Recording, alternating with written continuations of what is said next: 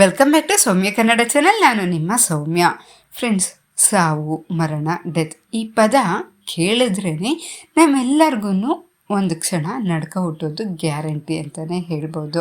ಅವನೆಷ್ಟೇ ಸಂಪಾದನೆ ಮಾಡಿರಲಿ, ಅವನೆಷ್ಟೇ ದೊಡ್ಡ ಅಧಿಕಾರ ಇರಲಿ ಅವನ ಹತ್ರ, ಇನ್ನು ಅವನೆಷ್ಟೇ ಶ್ರೀಮಂತನಾಗಿರಲಿ ಅಥವಾ ಅವನೆಷ್ಟೇ ಬಡವನಾಗಿರಲಿ, ಕೊನೆಗೊಂದಿನ ನಾವೆಲ್ಲರೂ ಆ ಕೊನೆಯ ಪ್ರಯಾಣ ಬೆಳೆಸಲೇಬೇಕು. ಆದರೆ ಮನುಷ್ಯ ತನ್ನ ಕೊನೆಯುಸಿರು ಎಳೆದ ಮೇಲೆ ನಿಖರವಾಗಿ ಏನಾಗತ್ತೆ? ನಮ್ಮ ಸನಾತನ ಧರ್ಮದ ಅತ್ಯಂತ ನಿಗೂಢ ಗ್ರಂಥವಾದ ಗರುಡ ಪುರಾಣ ಸಾವಾದಮೇಲೆ ರೋಮಾಂಚಕ ಪಯಣದ ಬಗ್ಗೆ ಏನು ಹೇಳುತ್ತೆ ಗೊತ್ತಾ? ಯಮದೂತರು ನಿಜಕ್ಕೂ ಹೇಗಿರ್ತಾರೆ, ಹಾಗೆಯೇ ನಮ್ಮ ದೇಹದಿಂದ ಪ್ರಾಣ ಪಕ್ಷಿ ಹೇಗೆ ಹಾರಿ ಹೋಗುತ್ತೆ.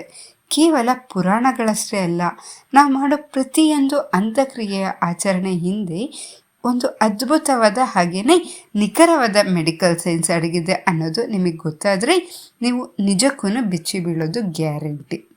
ಹೌದು ವೀಕ್ಷಕರೇ, ಇವತ್ತಿನ ವಿಡಿಯೋನಲ್ಲಿ ನಾವು ಕೇವಲ ನಂಬಿಕೆಗಳ ಬಗ್ಗೆ ಮಾತ್ರ ಅಲ್ಲ, ಗರುಡ ಪುರಾಣದ ಸತ್ಯಗಳು ಹಾಗೆಯೇ ಮಾಡರ್ನ್ ಸೈನ್ಸ್ ಈ ಎರಡನ್ನು ಮುಖಾಮುಖಿಯಾಗಿಸಿ ಮರಣ ಆದಮೇಲೆ ಆ 13 ದಿನಗಳ ನಿಗೂಢ ರಹಸ್ಯವನ್ನು ನಾವು ಭೇದಿಸೋಣ. ವಿಡಿಯೋವನ್ನು ಎಲ್ಲಿಯೂ ನೀವು ಸ್ಕಿಪ್ ಮಾಡದೆ ಕೊನೆವರೆಗೂ ನೋಡಿ. ಯಾಕೆ ಅಂದರೆ ಕೊನೆಯಲ್ಲಿ ನಾನು ಹೇಳೋ ಪುನರ್ಜನ್ಮದ ರಹಸ್ಯ ನಿಮ್ಮ ಜೀವನದ ದೃಷ್ಟಿಕೋನವನ್ನೇ ಬದಲಾಯಿಸ್ಬೋದು. ಸಾವನ್ನೋದು ಕೇವಲ ನಮ್ಮ ದೇಹಕ್ಕೆ ಮಾತ್ರ, ನಮ್ಮ ಒಳಗಿರೋ ಆತ್ಮಕ್ಕಲ್ಲ. ಭಗವದ್ಗೀತೆಯಲ್ಲಿ ಹೇಳಿರೋಂತೆ ಆತ್ಮ ಶಾಶ್ವತವಾಗಿರುತ್ತೆ. ಆದರೆ ಪ್ರಾಣ ಹೋಗೋ ಆ ಕೊನೆ ಕ್ಷಣ ಹೇಗಿರುತ್ತೆ? ನಮ್ಮ ಗರುಡ ಪುರಾಣದ ಪ್ರಕಾರ ಮನುಷ್ಯನ ಪ್ರಾಣ ಹೋಗೋ ಕೆಲ ನಿಮಿಷಗಳ ಮುಂಚೆ ಆತನಿಗೆ ದಿವ್ಯ ದೃಷ್ಟಿ ಪ್ರಾಪ್ತ ಆಗುತ್ತೆ. ಇಡೀ ಬ್ರಹ್ಮಾಂಡ ಅವನು ಹುಟ್ಟಿದಾಗಿನಿಂದ ಮಾಡಿದ ಪಾಪ ಪುಣ್ಯಗಳು ಎಲ್ಲವೂ ಅವನ ಕಣ್ಣು ಮುಂದೆ ಒಂದು ಮೂವಿಯಂತೆ ಬಂದು ಹೋಗುತ್ತೆ. ಆದರೆ ಆ ಟೈಮಲ್ಲಿ ಗಂಟ್ಲು ಒಣಗೋಗ್ಬಿಟ್ಟು ಮಾತು ಬರ್ದಂಗಾಗಿ ಆತ ಏನನ್ನು ಹೇಳಕ್ಕಾಗದ ಸ್ಥಿತಿಯಲ್ಲಿರ್ತಾನಂತೆ. ಆತ್ಮ ದೇಹಕ್ಕೆ ಬಂಧಿಸಿರೋ ಒಂದು ಅದೃಶ್ಯವಾದ ಬೆಳ್ಳಿಯ ದಾರ, ಅದು ಕಡ್ದು ಹೋದಾಗ ಆತ್ಮಕ್ಕೆ ಈ ದೇಹದಿಂದ ಮುಕ್ತಿ ಸಿಗುತ್ತೆ. ಆ ಟೈಮಲ್ಲಿ ಆತನ ಕಣ್ಣಿಗೆ ಅತ್ಯಂತ ಭಯಂಕರ ರೂಪದಲ್ಲಿರೋ ಯಮಕಿಂಕರು ಕಾಣಿಸ್ತಾರಂತೆ. ಇದನ್ನೇ ನಮ್ಮ ಮಾಡರ್ನ್ ಸೈನ್ಸ್ ಏನು ಹೇಳ್ತಾ ಇದೆ ಅಂತ ನೋಡೋಣ ಬನ್ನಿ. ಮನುಷ್ಯ ಸಾಯೋ ಕೊನೆ ಕ್ಷಣದಲ್ಲಿ ಅವನ ಬ್ರೈನಲ್ಲಿ DMT ಅನ್ನೋ ರಸಾಯನ ತುಂಬ ಅಧಿಕ ಪ್ರಮಾಣದಲ್ಲಿ ರಿಲೀಸ್ ಆಗುತ್ತಂತೆ. ಇದರಿಂದಾಗಿ ಏನಾಗುತ್ತೆ ಅಂದರೆ ಸಾಯ್ತಾ ಇರೋ ವ್ಯಕ್ತಿಗೆ ಒಂದು ಪ್ರಕಾರವಾದ ಬೆಳಕು ಹಾಗೆಯೇ ಒಂದು ತಾನು ದೇಹದಿಂದ ಆಚೆ ಬಂದು ತೇಲ್ತಾ ಇರುವಂತಹ ಅನುಭವ ಆಗುತ್ತೆ. ನಮ್ಮ ಪುರಾಣಗಳು ಹೇಳೋ ದಿವ್ಯ ದೃಷ್ಟಿ ಹಾಗೆಯೇ ಮೆದುಳಿನ ಈ ರಾಸಾಯನಿಕ ಪ್ರಕ್ರಿಯೆ ಎರಡು ಒಂದೇ ದಿಕ್ಕಿನತ್ತ ಬೊಟ್ಟು ಮಾಡ್ತಾ ಇದೆ ಅಲ್ವಾ? ಒಂದ್ಸಲ ದೇಹದಿಂದ ಆತ್ಮ ಆಚೆ ಬಂದ ಮೇಲೆ ಅದಕ್ಕೆ ತಾನು ಸತ್ತಿದ್ದೀನಿ ಅನ್ನೋ ಸತ್ಯವನ್ನು ಒಪ್ಕೊಳ್ಳೋಕ್ಕೆ ಸಾಧ್ಯನೇ ಆಗೋದಿಲ್ವಂತೆ. ತಾನು ಪ್ರೀತಿಸಿದ ಕುಟುಂಬದವರು ಅಳ್ತಾ ಇರೋದನ್ನು ನೋಡಿ ಅವ್ರಿಗೆ ಸಮಾಧಾನ ಮಾಡೋಕ್ಕೆ ಮತ್ತೆ ತನ್ನ ದೇಹದೊಳಗೆ ಪ್ರವೇಶ ಮಾಡೋಕ್ಕೆ ಆ ಆತ್ಮ ಹತಾಶೆಯಿಂದ ಪ್ರಯತ್ನ ಪಡ್ತಾನೆ ಇರುತ್ತಂತೆ. ನೀವು ಗಮನಿಸಿರ್ಬೋದು, ಸತ್ತವರ ಮುಖದಲ್ಲಿ ಅಥವಾ ದೇಹದಲ್ಲಿ ಒಮ್ಮೊಮ್ಮೆ ಸಣ್ಣ ಪುಟ್ಟ ಚಲನೆಗಳು ಕಾಣಿಸ್ಕೊತಾ ಇರುತ್ತೆ. ಗರುಡ ಪುರಾಣದ ಪ್ರಕಾರ ಇದು ಆತ್ಮ ಮತ್ತೆ ದೇಹ ಸೇರಲು ಪಡೋ ಒದ್ದಾಟ ಅಂತೆ. ಇದನ್ನೇ ಮಾಡರ್ನ್ ಸೈನ್ಸ್ ಏನು ಹೇಳುತ್ತೆ ಅಂದರೆ, ಮನುಷ್ಯನ ಹೃದಯ ಬಡಿತ ನಿಂತ ತಕ್ಷಣ ದೇಹದ ಎಲ್ಲ ಜೀವಕೋಶಗಳು ಸೆಲ್ಸ್ ಒಂದೇ ಸಲ ಸಾಯೋದಿಲ್ವಂತೆ. ನರಮಂಡದಲ್ಲಿ ಉಳಿದುಕೊಂಡಿರೋ ಸಣ್ಣ ಪುಟ್ಟ ವಿದ್ಯುತ್ ಸಂಕೇತಗಳಿಂದಾಗಿ ಮಾಂಸಖಂಡಗಳಲ್ಲಿ ಸಣ್ಣ ನಡುಕ ಅಥವಾ ಕದನಗಳು ಉಂಟಾಗುತ್ತಂತೆ. ಕಾರಣ ಯಾವುದೇ ಇರಲಿ, ದೃಶ್ಯ ಮಾತ್ರ ಒಂದೇ. ಏನು ಹೇಳ್ತೀರಾ? ನಮ್ಮ ಸನಾತನ ಧರ್ಮದಲ್ಲಿ ಮಾಡೋ ಪ್ರತಿಯೊಂದು ಆಚರಣೆಯು ಮೂಢನಂಬಿಕೆಯಲ್ಲ, ಅದರ ಹಿಂದೆ ಪಕ್ಕಾ ಸೈನ್ಸ್ ಇದೆ. ಮೃತದೇಹಕ್ಕೆ ಸಾತ್ವಿಕ ನೀರಿನಿಂದ ಸ್ನಾನ ಮಾಡಿಸ್ಬಿಟ್ಟು ಹೊಸ ಬಟ್ಟೆಯನ್ನು ತೊಡಿಸ್ತಾರೆ. ಯಾಕೆ ಅಂತ ನಾವು ಪುರಾಣ ಪ್ರಕಾರ ನಾವು ನೋಡೋದಾದರೆ ಇದು ಆತ್ಮಕ್ಕೆ ರಕ್ಷಣಾ ಕವಚ ಅಂತೆ. ಅದೇ ವಿಜ್ಞಾನದ ಪ್ರಕಾರ ನಾವು ನೋಡೋದಾದರೆ ಮೃತದೇಹದ ಮೇಲೆ ಬೇಗನೆ ಬ್ಯಾಕ್ಟೀರಿಯಾಸ್ಗಳು ದಾಳಿ ಮಾಡುತ್ತೆ. ಇವುಗಳಿಂದ ಸುತ್ತಮುತ್ತ ಯಾರಿರ್ತಾರೋ ಅವ್ರಿಗೆ ಸೋಂಕು ಇನ್ಫೆಕ್ಷನ್ ಸ್ಪ್ರೆಡ್ ಆಗಬಾರ್ದು ಅಂದ್ಬಿಟ್ಟು ದೇಹವನ್ನು ಕ್ಲೀನ್ ಮಾಡಿಬಿಟ್ಟು ಹೊಸ ಬಟ್ಟೆಯಿಂದ ಮುಚ್ಚಲಾಗುತ್ತೆ. ಮೃತದೇಹದ ಮೂಗು ಮತ್ತು ಕಿವಿಗಳಲ್ಲಿ ತುಳಸಿ ಎಲೆಗಳನ್ನ ಇಡ್ತಾರೆ. ಯಾಕೆ ಅಂತ ನಾವು ಪುರಾಣ ಪ್ರಕಾರ ನಾವು ನೋಡೋದಾದರೆ ತುಳಸಿ ತುಂಬಾ ಪವಿತ್ರ. ಆದರೆ ವೈಜ್ಞಾನಿಕವಾಗಿ ನಾವು ಹೇಳಬೇಕು ಅಂದರೆ ತುಳಸಿಯಲ್ಲಿ ಆ್ಯಂಟಿಬ್ಯಾಕ್ಟೀರಿಯಾ ಗುಣಗಳು ಹೆಚ್ಚಾಗೇ ಇರುತ್ತೆ. ಇದು ನಮ್ಮ ದೇಹ ಕೊಳೆಯುವಾಗ ಉತ್ಪತ್ತಿಯಾಗೋ ವಿಷ ಅನಿಲಗಳು ಹಾಗೆ ದುರ್ವಾಸನೆಯನ್ನು ತಡೆಯೋಕ್ಕೆ ಇದು ಸಹಾಯ ಮಾಡುತ್ತೆ. ಕುಟುಂಬದ ಹಿರಿಮಗ ಚಿತೆಗೆ ಬೆಂಕಿ ಇಡ್ತಾರೆ. ಬೆಂಕಿ ಹೆಚ್ಚಾದಾಗೆಲ್ಲ ಆತ್ಮಕ್ಕೆ ತನ್ನ ದೇಹದ ಮೇಲಿರೋ ಮೋಹ ಬಿಟ್ಟು ಹೋಗುತ್ತೆ ಅನ್ನೋ ಒಂದು ನಂಬಿಕೆ ಇದೆ. ಇನ್ನು ವಿಜ್ಞಾನ ಪ್ರಕಾರ ನಾವು ನೋಡೋದಾದ್ರೆ ಬೆಂಕಿಯಲ್ಲಿ ಸುಡೋದ್ರಿಂದ ಮನುಷ್ಯನ DNA ಸಂಪೂರ್ಣವಾಗಿ ನಾಶ ಆಗುತ್ತೆ. ಇದರಿಂದ ಯಾವುದೇ ಮಾರಕ ರೋಗಗಳು ಪ್ರಕೃತಿಯಲ್ಲಿ ಹರಡೋದು ಸಂಪೂರ್ಣವಾಗಿ ನಿಲ್ಲುತ್ತೆ. ದಹನ ಸಂಸ್ಕಾರ ಆದ್ಮೇಲೆ ಆತ್ಮಕ್ಕೆ 11ರಿಂದ 13 ದಿನಗಳ ಕಾಲ ನಮ್ಮ ಭೂಮಿ ಮೇಲೆ ಉಳಿಯೋಕ್ಕೆ ಅವಕಾಶ ಇರುತ್ತಂತೆ. ಅದು ತನಗೆ ಇಷ್ಟವಾದ ಜಾಗ, ವ್ಯಕ್ತಿಗಳ ಸುತ್ತ 12 ಅಡಿ ಎತ್ತರದಲ್ಲಿ ತೇಲ್ತಾ ಎಲ್ಲವನ್ನ ನೋಡ್ತಾ ಇರುತ್ತಂತೆ. 4ನೇ ದಿನದಿಂದ ಯಮದೂತರು ಆತ್ಮಕ್ಕೆ ಯಮಲೋಕದ ಕಡೆ ಕರ್ಕೊಂಡು ಹೋಗೋಕ್ಕೆ ಸ್ಟಾರ್ಟ್ ಮಾಡ್ತಾರಂತೆ. ಈ ಯಮಲೋಕದ ಪ್ರಯಾಣ ಬರೋಬ್ಬರಿ 361 ದಿನಗಳು ತೆಗೆದುಕೊಳ್ಳುತ್ತೆ. ಈ ದಾರಿಯಲ್ಲಿ ಆತ್ಮ 16 ನಗರಗಳನ್ನ ದಾಟಬೇಕಂತೆ. ಅದರಲ್ಲಿ ಅತ್ಯಂತ ತುಂಬನೇ ಭಯಂಕರವಾದುದು ವೈತರಣಿ ನದಿ. ಗರುಡ ಪುರಾಣದ ಪ್ರಕಾರ ಪಾಪ ಮಾಡಿದವರು ಈ ರಕ್ತ, ಕೀವು ಮತ್ತು ಕ್ರಿಮಿಗಳಿಂದ ತುಂಬಿದ ನದಿಯನ್ನು ದಾಟಬೇಕಾದ್ರೆ ನರಕಯಾತನೆಯನ್ನು ಅನುಭವಿಸ್ತಾರಂತೆ. ಇನ್ನು ಪುಣ್ಯ ಮಾಡಿದವ್ರಿಗೆ ಮಾತ್ರ ವೈಕುಂಠದ ಹಾದಿ ಸುಗಮವಾಗಿರುತ್ತಂತೆ. ಈ 13 ದಿನಗಳ ಪ್ರಯಾಣದಲ್ಲಿ ಆತ್ಮಕ್ಕೆ ವಿಪರೀತ ಹಸಿವು ಮತ್ತು ಬಾಯಾರಿಕೆ ಇರುತ್ತೆ.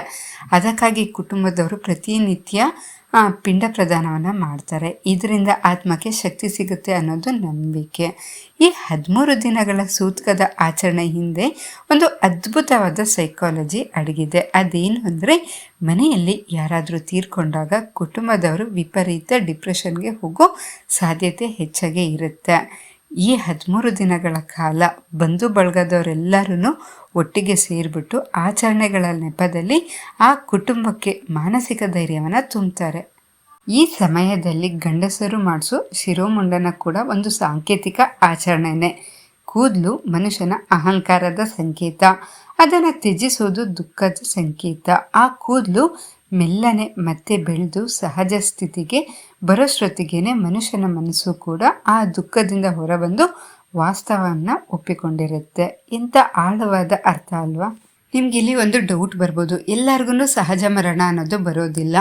ಕೆಲವ್ರಿಗೆ ಅಪಘಾತ, ಕೊಲೆ ಅಥವಾ ಆತ್ಮಹತ್ಯೆ ಮಾಡಿಕೊಂಡು ಆಯುಷ್ ತೀರೋಕ್ಕೂ ಮುಂಚೆನೆ ಕೆಲವರು ಸಾಯ್ತಾ ಇರ್ತಾರೆ. ಇವ್ರ ಗತಿ ಏನು ಅಂತ ನಿಮಗೆ ಡೌಟ್ ಬರ್ಬೋದು.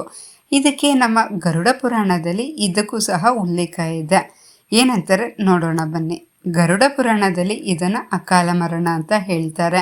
ಇಂತಹ ಆತ್ಮಗಳು ನೇರವಾಗಿ ಡೈರೆಕ್ಟಾಗಿ ಯಮಲೋಕಕ್ಕೆ ಹೋಗಲು ಸಾಧ್ಯನೇ ಇಲ್ಲವಂತೆ.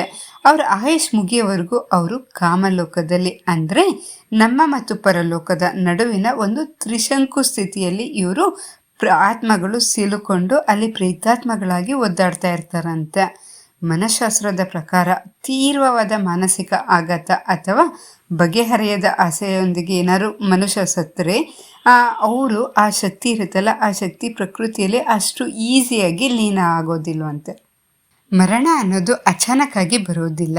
ಯಮಧರ್ಮರಾಜ ನಮಗೆ ಮುಂಚಿತವಾಗಿ 4 ಸಂದೇಶಗಳನ್ನ ಕಳುಹಿಸ್ತಾನೆ ಅಂತ ಗರುಡ ಪುರಾಣದಲ್ಲಿ ಅಮೃತ ಅಂತ ವ್ಯಕ್ತಿಯ ಕಥೆಯ ಮೂಲಕ ನಮಗೆ ವಿವರಿಸಲಾಗಿದೆ.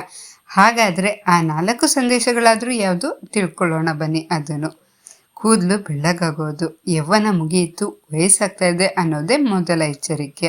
2ನೇದು ಹಲ್ಲು ಉದುರೋದು, ನಿನ್ನ ದೇಹದ ಶಕ್ತಿ ಕುಂದುತ್ತಿದೆ ಅನ್ನೋದೇ 2ನೇ ಎಚ್ಚರಿಕೆ.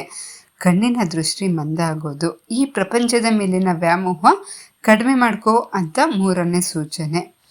ಇನ್ನು ಹಾಸಿಗೆ ಹಿಡಿಯೋದು, ಇದು ಯಮಧರ್ಮರಾಜನ ಅಂತಿಮ ಎಚ್ಚರಿಕೆ ಅಂತಲೇ ಹೇಳ್ಬೋದು. ಇದರ ಅರ್ಥ ಇಷ್ಟೇ, ನಮಗೆ ವಯಸ್ಸಾಗ್ತಿದ್ದಂತೆ ನಮ್ಮ ಅಹಂಕಾರ, ನಮ್ಮ ದುರಾಸೆಗಳನ್ನ ನಾವು ಬಿಟ್ಬಿಟ್ಟು ಸತ್ಕಾರ್ಯಗಳನ್ನ ಮಾಡಬೇಕು ಅನ್ನೋ ಅದ್ಭುತವಾದ ಜೀವನ ಪಾಠ. 1 ವರ್ಷ ಆದಮೇಲೆ ಆತ್ಮ ಯಮಧರ್ಮರಾಜನ ಆಸ್ಥಾನವನ್ನು ತಲುಪುತ್ತೆ. ಅಲ್ಲಿ ಚಿತ್ರಗುಪ್ತ ಆತ್ಮ ಮಾಡಿದ ಪಾಪ ಪುಣ್ಯದ ಲೆಕ್ಕವನ್ನು ಮುಂದೆ ಹೇಳುತ್ತಾನೆ. ಆಧುನಿಕ ಸೈನ್ಸ್ ಭಾಷೆಯಲ್ಲಿ ಹೇಳೋದಾದರೆ ನಮ್ಮ ಸಬ್ಕಾನ್ಷಿಯಸ್ ಮೈಂಡ್ ಅಥವಾ ಆಕಾಶಿಕ ರೆಕಾರ್ಡ್ಸ್ನಲ್ಲಿ ನಮ್ಮ ಪ್ರತಿಯೊಂದು ಆಲೋಚನೆ ಕೃತ್ಯವೂ ಸೇವ್ ಆಗಿರುತ್ತೆ. ಇದರ ಆಧಾರದ ಮೇಲೆ ಪುಣ್ಯ ಮಾಡಿದರೆ ಸ್ವರ್ಗ ಸಿಗುತ್ತೆ, ಪಾಪ ಮಾಡಿದರೆ ನರಕ ಯಾತನೆ ಶಿಕ್ಷೆ ಲಭಿಸುತ್ತೆ. ಶ್ರೀ ಕೃಷ್ಣ ಪರಮಾತ್ಮ ಹೇಳುವಂತೆ ಒಂದು ಆತ್ಮ 8,40,00,000 ಜೀವರಾಶಿಗಳ ಯೋನಿಗಳಲ್ಲಿ ಸತ್ತು ಹುಟ್ಟಿ ಅತ್ಯಂತ ಕಷ್ಟಪಟ್ಟಿದ್ದಾದ್ಮೇಲೆ ಈ ಮನುಷ್ಯ ಜನ್ಮ ಅನ್ನೋದು ಸಿಗುತ್ತಂತೆ. ತನ್ನ ಶಿಕ್ಷೆ ಅಥವಾ ಬಹುಮಾನದ ಅವಧಿ ಎಲ್ಲ ಮುಗಿದ ಮೇಲೆ ಆತ್ಮಕ್ಕೆ ಮತ್ತೆ ಪುನರ್ಜನ್ಮ ಅನ್ನೋದು ಸಿಗುತ್ತಂತೆ. ಆ ಆತ್ಮ ತಾನೇ ತನ್ನ ಮುಂದಿನ ತಂದೆ ತಾಯಿಯನ್ನು ಆರಿಸ್ಕೊಳ್ಳುತ್ತಂತೆ. ನಿಮಗೆ ಆಶ್ಚರ್ಯ ಆಗ್ಬೋದು. ಹೊಸದಾಗಿ ಹುಟ್ಟಿದ ಮಗುಗೆ ಸುಮಾರು 40 ದಿನದವರೆಗೆ ತನ್ನ ಹಿಂದಿನ ಜನ್ಮದ ನೆನಪುಗಳು ಇರುತ್ತಂತೆ. ಅದಕ್ಕೆ ನೋಡಿ, ನೀವು ಅಬ್ಸರ್ವ್ ಮಾಡಿ, ಸಣ್ಣ ಮಕ್ಕಳು ನಿದ್ದೆಯಲ್ಲಿ ತನಗೆ ತಾನೇನೆ ಕಾರಣ ಇಲ್ಲದೆ ನಗ್ತಾ ಇರ್ತಾರೆ ಅಥವಾ ಅಳ್ತಾ ಇರ್ತಾರೆ. ಸೈನ್ಸ್ ಇದನ್ನು ರೆಮ್ ಸ್ಲೀಪ್ ಅಂತ ಹೇಳಿದ್ರು. ಸನಾತನ ಧರ್ಮದಲ್ಲಿ ಇದಕ್ಕೆ ಕನೆಕ್ಷನ್ ಹಳೆಯ ಜನ್ಮದ್ದು ಅಂತ ಹೇಳ್ತಾರೆ. ಕೊನೆಯಾಗಿ ಮೃತದೇಹದ ಬೂದಿ ಮತ್ತು ಮೂಳೆಗಳು ಗಂಗಾ ನದಿಯಂತಹ ಪವಿತ್ರ ಜಲದಲ್ಲಿ ವಿಸರ್ಜನೆ ಮಾಡಿದಾಗ ಆತ್ಮಕ್ಕೆ ಸಂಪೂರ್ಣ ಮೋಕ್ಷ ಸಿಗುತ್ತೆ ಅನ್ನೋದು ನಂಬಿಕೆ. ಸಾವಾದ್ಮೇಲೆ ಈ ಜರ್ನಿ ಗರುಡ ಪುರಾಣದ ಕಥೆಯಾಗಿರ್ಬೋದು ಅಥವಾ ಸೈಕಾಲಜಿ ಅಥವಾ ಮೆಡಿಕಲ್ ಸೈನ್ಸ್ನಂತಹ ಅದ್ಭುತ ಸಮ್ಮಿಳನವಾಗಿರ್ಬೋದು. ಆದರೆ ಇದು ನಮಗೆ ಕಲಿಸೋ ಪಾಠ ಒಂದೇ. ಅದೇನು ಅಂದರೆ ನಾವು ಬದುಕಿರೋ ಅಷ್ಟು ದಿನ ಅಹಂಕಾರ ಇಲ್ಲದೆ ಬೇರೆಯವ್ರಿಗೆ ಕೇಡು ಬಗೆಯದೆ ಪ್ರೀತಿಯಿಂದ ಜೀವಿಸಬೇಕು ಅಂತ. ಯಾಕೆ ಅಂದರೆ ನಾವು ಸತ್ತಾಗ ನಮ್ಮ ಜೊತೆ ಬರೋದು ನಾವು ಮಾಡಿದ ಬ್ಯಾಂಕ್ ಬ್ಯಾಲೆನ್ಸ್ ಅಲ್ಲ, ನಾವು ಮಾಡಿದ ಪುಣ್ಯ ಮಾತ್ರನೇ. ಇದಕ್ಕೋಸ್ಕರ ಈ ಮಾಹಿತಿ ನಿಮಗೆ ಆಸಕ್ತಿದಾಯಕವಾಗಿತ್ತು. ಹಾಗೆಯೇ ಹೊಸ ಈ ವಿಷಯವನ್ನು ನಾನು ತಿಳಿಸ್ಕೊಟ್ಟಿದ್ದೀನಿ ಅಂತ ನಾನು ಭಾವಿಸ್ತಾ ಇದ್ದೀನಿ. ಈ ವಿಡಿಯೋ ನಿಮಗೆ ಇಷ್ಟ ಆಗಿದ್ರೆ ಪ್ಲೀಸ್ ಲೈಕ್ ಮಾಡಿ. ಹಾಗೆ ನಿಮ್ಮ ಫ್ರೆಂಡ್ಸ್ ಆ್ಯಂಡ್ ರಿಲೇಟಿವ್ಸ್ ಎಲ್ಲರಿಗೂ ಶೇರ್ ಮಾಡೋದನ್ನು ಮಾತ್ರ ಮರಿಬೇಡಿ.